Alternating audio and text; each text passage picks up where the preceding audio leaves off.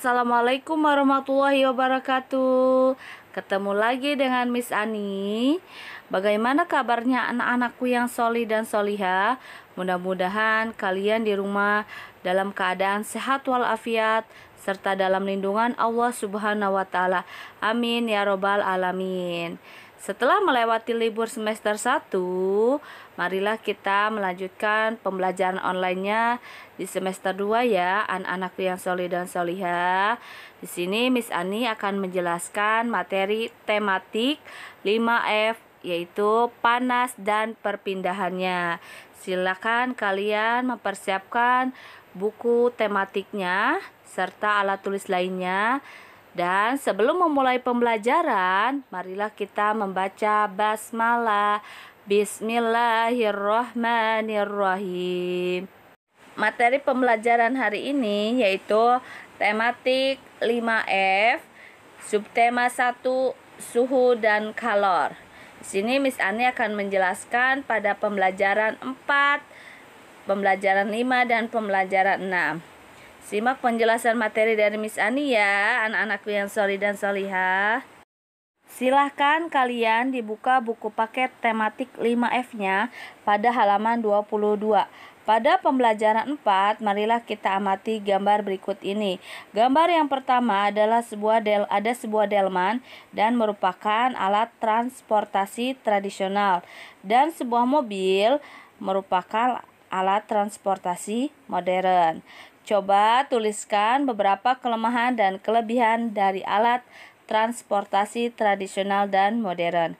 Yaitu kelebihan transportasi tradisional yaitu lebih ramah lingkungan, dan kelemahan dari transportasi tradisional yaitu membutuhkan waktu yang cukup lama jika melakukan perjalanan.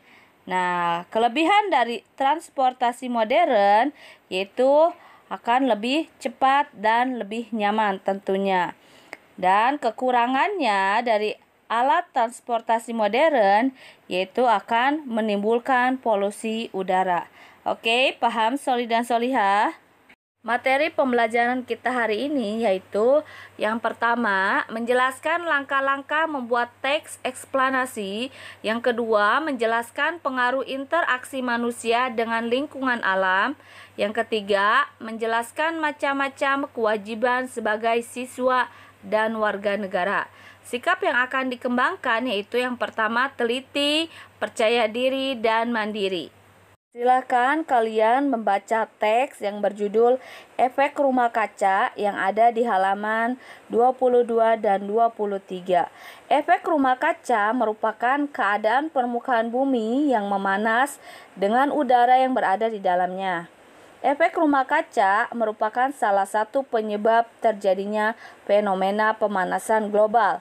Pemanasan global adalah naiknya suhu rata-rata di permukaan bumi, baik di darat maupun di laut. Gas-gas yang memicu efek rumah kaca disebut gas rumah kaca. Gas-gas tersebut antara lain CO2 atau karbon dioksida, ada metana, NOx atau nitrogen dioksida, serta beberapa gas lainnya yang merupakan gas buangan industri. Jika gas efek rumah kaca ini terlepas, maka partikelnya mampu naik sampai lapisan troposfer, lalu membentuk lapisan yang menyelimuti bumi. Mekanisme terjadinya efek rumah kaca, panas matahari masuk melalui atmosfer, diserap oleh bumi dan menghangatkannya. Sebagian panas tertahan di atmosfer oleh gas rumah kaca dan membuat suhu bumi meningkat.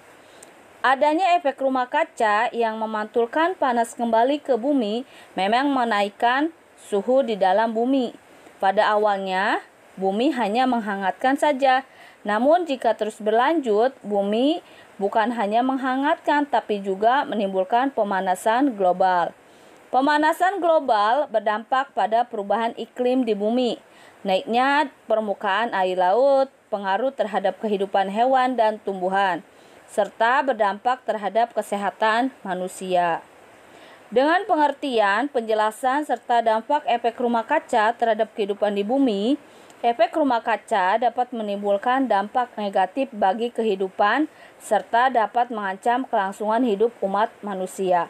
Oleh karena itu, sudah seharusnya kita menjaga dan melestarikan lingkungan dengan baik. Berikut langkah-langkah menulis teks eksplanasi. Yang pertama, tentukan hal pokok yang akan dibahas. Yang kedua, carilah informasi sebanyak-banyaknya tentang hal yang akan kamu bahas. Yang ketiga, buatlah pernyataan umum tentang hal yang kamu bahas, lalu kembangkan menjadi paragraf. Yang keempat, berikan informasi tambahan atau deretan penjelas tentang pernyataan umum yang sudah kamu sampaikan di paragraf sebelumnya. Kembangkan deretan penjelas menjadi beberapa paragraf. Dan yang terakhir, berikan kesimpulan tentang hal yang sudah kamu bahas berdasarkan pernyataan umum dan deretan penjelasnya. Selanjutnya, Miss Ani akan menjelaskan pengaruh interaksi manusia dengan lingkungan alam. Nah, perhatikan tabel yang ada di halaman 25. Silakan kalian salin jawaban yang sudah Miss Ani jelaskan ya. Yang pertama, ada masalah lingkungan banjir, yaitu pengaruhnya penyakit, akan menimbulkan penyakit, sampah, rusaknya ekosistem lingkungan. Yang kedua, kekeringan. Maka pengaruhnya yaitu sumber air berkurang. Yang ketiga, iklim tak menentu. Pancaroba yaitu pengaruhnya akan gagal panen atau penyakit, akan adanya penyakit. Yang keempat, kerusakan terumbu karang, yaitu pengaruhnya berkurangnya populasi ikan atau pasokan ikan berkurang.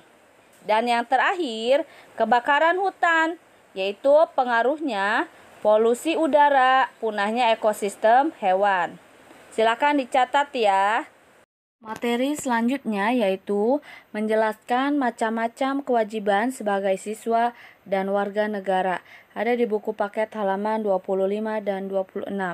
Untuk tugas tematik pekan ini yaitu kalian membuat poster hak dan kewajiban sebagai siswa dan warga negara dalam bentuk pohon di atas kertas karton, seperti contoh yang ada di halaman 26. Kemudian setelah membuat poster tersebut, kalian fotokan dan diupload di e-learning. Oke, sampai sini paham tugasnya anakku yang solih dan solihah? Pada pembelajaran 5, perhatikan gambar siklus air di permukaan bumi. Suhu mempengaruhi berbagai peristiwa.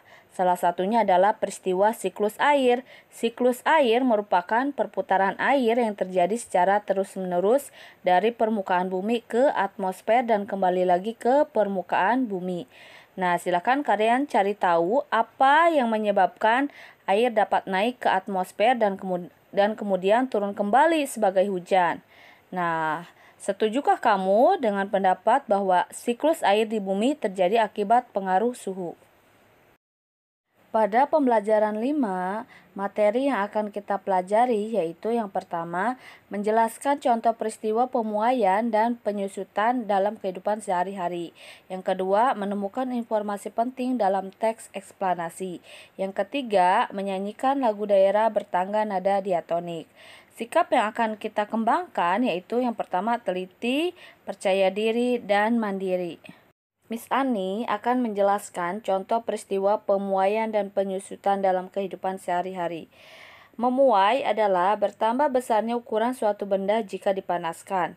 Sedangkan menyusut adalah berkurangnya ukuran suatu benda jika mengalami penurunan suhu. Silahkan kalian lihat contoh peristiwa penyusutan dan pemuaian dalam kehidupan sehari-hari pada tabel yang ada di halaman 29. Kemudian kalian dibuka buku paketnya halaman 30. Mari kita jawab pertanyaan berikut ini bersama-sama ya. Silakan kalian catat jawaban dari penjelasan Miss Ani ya. Nomor 1, kawat listrik yang terbentang antara dua tiang listrik jika malam hari kelihatan tegang, sedangkan siang hari terlihat kendur. Coba jelaskan mengenai peristiwa tersebut. Jawabannya yaitu karena zat-zat yang ada di alam memiliki kecenderungan untuk memuai ketika suhunya panas dan menyusut ketika suhunya dingin.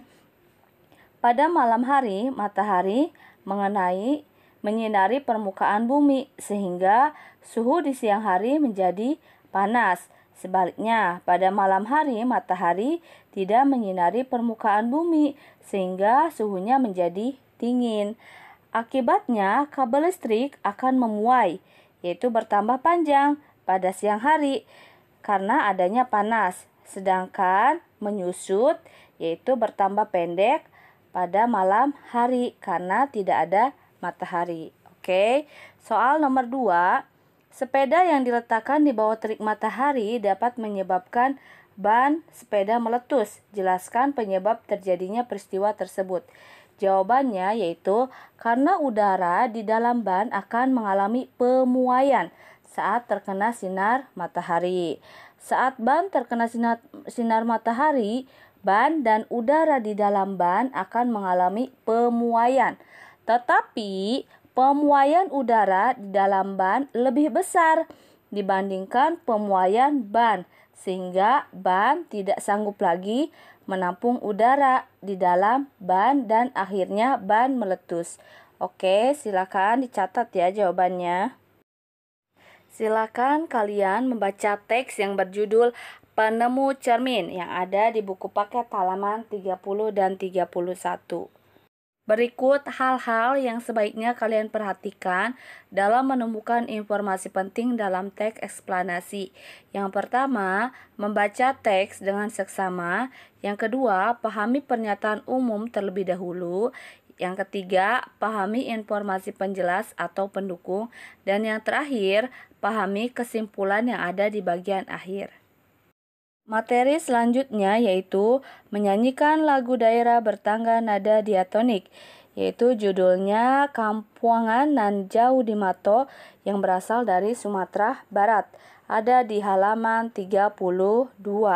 Tangga nada diatonik adalah tangga nada dengan susunan 7 nada, yaitu Do, Re, Mi, Fa, Sol, La, dan Si. Nah, contoh alat musik yang menggunakan tangga nada diatonik adalah organ dan piano.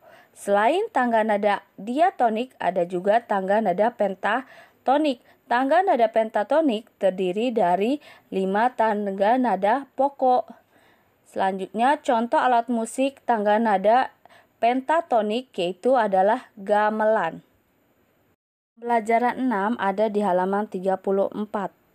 Kalor atau panas berperan dalam berbagai kegiatan manusia. Panas bahkan berperan besar dalam pembuatan alat musik tradisional. Salah satunya adalah gong.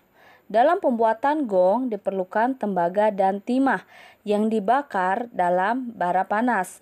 Tembaga dan timah yang masih panas kemudian dipukul dengan palu.